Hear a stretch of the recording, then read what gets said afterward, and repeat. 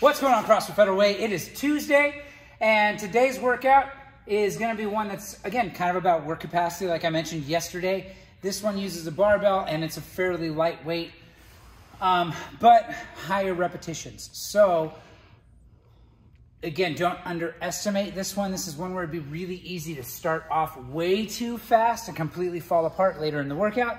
But what we're getting ourselves into today, it is a chipper. So we start off with 30 strict press. 75 pounds on the bar for guys, 55 pounds on the bar for the ladies. From there into 60 double unders, and then 30 snatches at the same weight. So the weight on the barbell is gonna stay the same for every single thing. It's just gonna change up rep scheme. So we finish those 30 snatches, we go to 40 push press. So we get those legs involved, making that press a little bit easier. 80 double unders, and then 40 snatches, still 75, 55. And then lastly, we do 50 push jerks. Again, same barbell, 100 double unders, 50 snatches, time. So again, lots of volume. When we look at a lighter weight barbell for especially high volume of snatches, really easy to wanna like round your low back and default to those low erectors, pulling and doing all the work that all your other muscles should be doing. So being mindful of positioning and things like that while you're pacing this out, super important. So let's start by talking about our strict press, our push jerks, and then we'll cover the double under and the snatch. So I've got my 75-pound barbell. When we look at the strict press, push jerk, that is essentially all of our pressing series. So the strict press and everything is gonna have the same start position. Unlike a front squat where I'm really trying to drive my elbows nice and far forward to create a good front rack.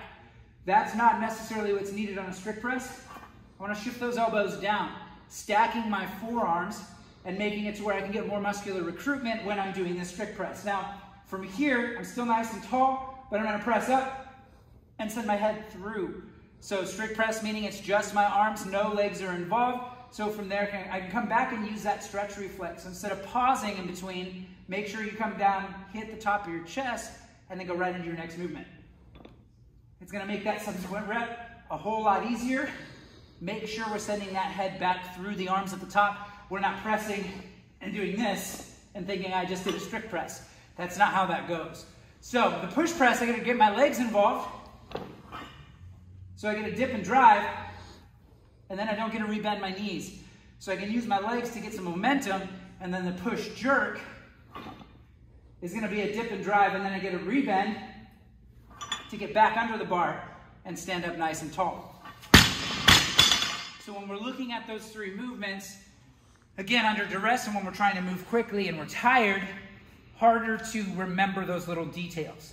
The difference between no legs on my strict press, a dip and drive on my push press, and a rebend to get back under the bar on the push jerk can be challenging things to remember when you're tired. Big things to remember on the jerk. If I get that bar overhead, that's all well and good. I need to stand back up before the bar comes back down in order for that rep to be a good rep. Really easy when you're going really fast with a lightweight bar to get it overhead and then stand back up as that bar comes back down. Hopefully that's a good enough visual without the bar. But instead of being here, I want to get under, stand up, then bring it back down. And you can carry straight into your next jerk as well. So if you're cycling those,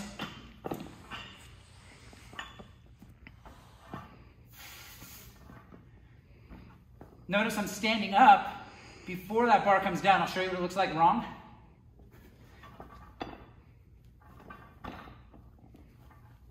So my arms might be hitting extension, but I'm not standing up before that bar comes back down. So be very mindful of that. A really common fault to see, especially when weights are lighter.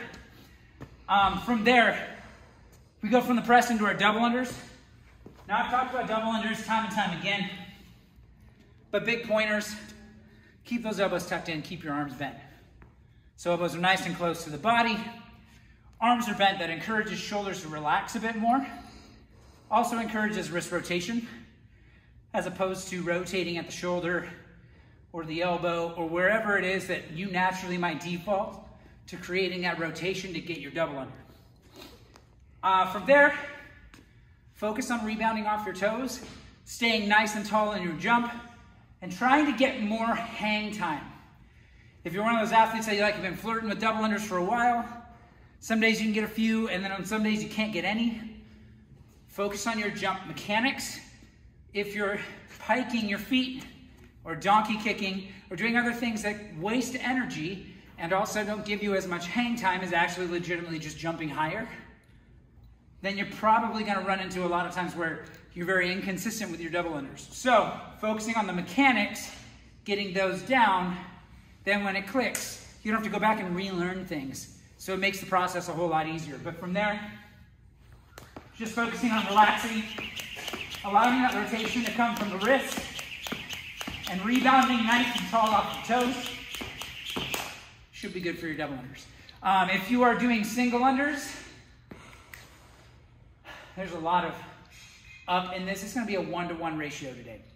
So if you don't have single unders, or if you don't have double unders, you're only doing 60 singles, 80 singles, or 100 singles, no point in increasing the number of times that we're jumping too much for those that don't have double unders, because you're getting that similar up jumping pattern with every other movement that we're doing.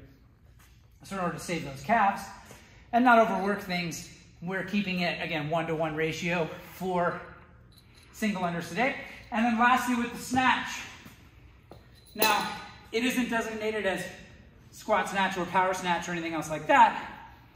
You could really squat these if you want to. With yesterday's workout and all the jumping air squats involved in it, I highly doubt you want to. Should be light enough that you're able to power snatch the whole time. So, wide grip on the bar. Don't forget that hook grip, so wrap your thumb first.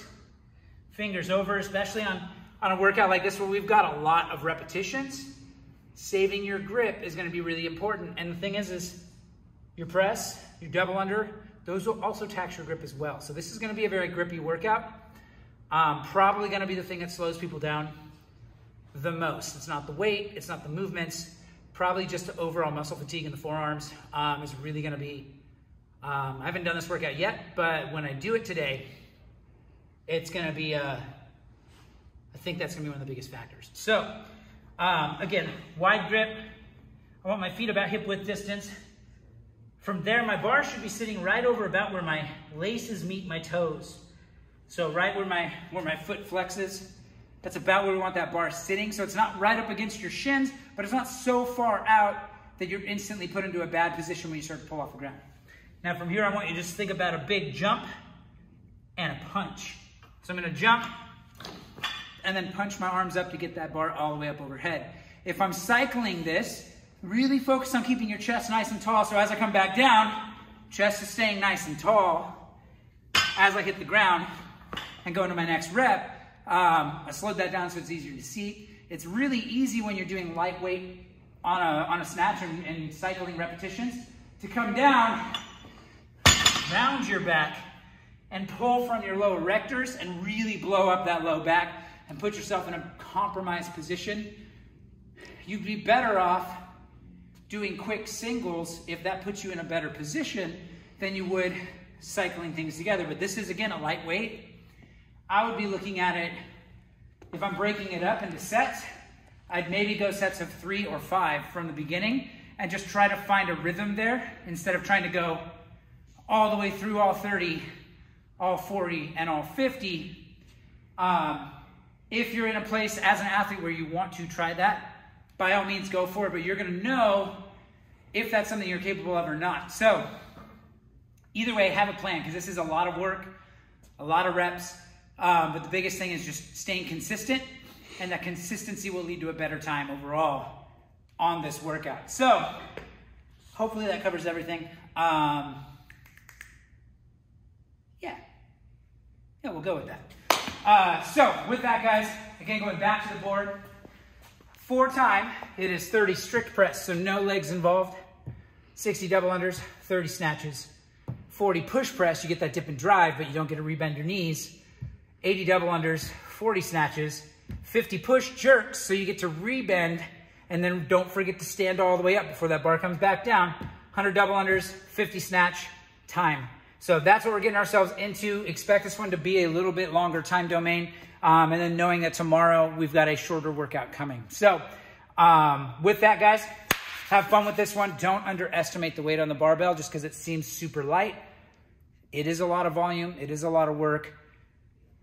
Pace it, plan it, have a plan and try to stick to it. And more than anything, just focus on your breathing and keep moving. So with that, guys, let's get after it.